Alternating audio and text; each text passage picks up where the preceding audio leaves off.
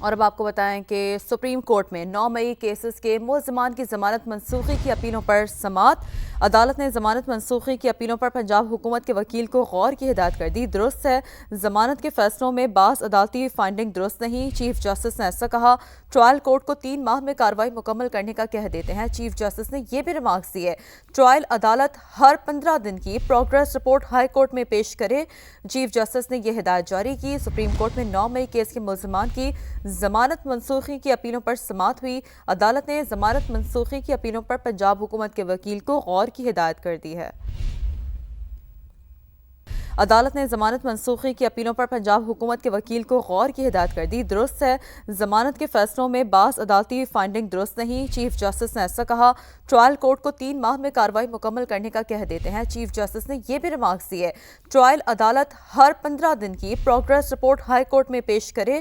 Chief justice نے یہ ہدایت جاری کی۔ سپریم کورٹ میں 9 مئی کیس کے ملزمان کی ضمانت منسوخی کی اپیلوں پر سماعت ہوئی۔ عدالت نے ضمانت منسوخی کی اپیلوں پر پنجاب حکومت کے وکیل کو غور کی ہدایت کر دی ہے۔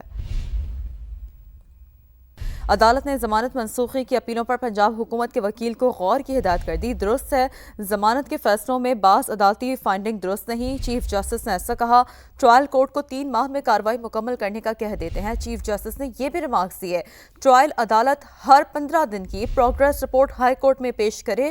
چیف جسٹس نے یہ ہدایت جاری کی۔ سپریم کورٹ میں 9 مئی کیس کے ملزمان کی ضمانت منسوخی کی اپیلوں پر سماعت ہوئی۔ عدالت نے ضمانت منسوخی کی اپیلوں پر پنجاب حکومت کے وکیل کو غور کی ہدایت کر دی ہے۔ عدالت نے ضمانت منسوخی کی اپیلوں پر پنجاب حکومت کے وکیل کو غور کی ہدایت کر دی۔ درست ہے، ضمانت کے فیصلوں میں بعض عدالتی فائنڈنگ درست نہیں، چیف جسٹس نے ایسا کہا۔ ٹرائل کورٹ کو 3 ماہ میں کارروائی مکمل کرنے کا کہہ دیتے ہیں۔ چیف جسٹس نے یہ بھی ریمارکس دیے، ٹرائل عدالت ہر 15 دن کی پروگریس رپورٹ ہائی کورٹ میں پیش کرے۔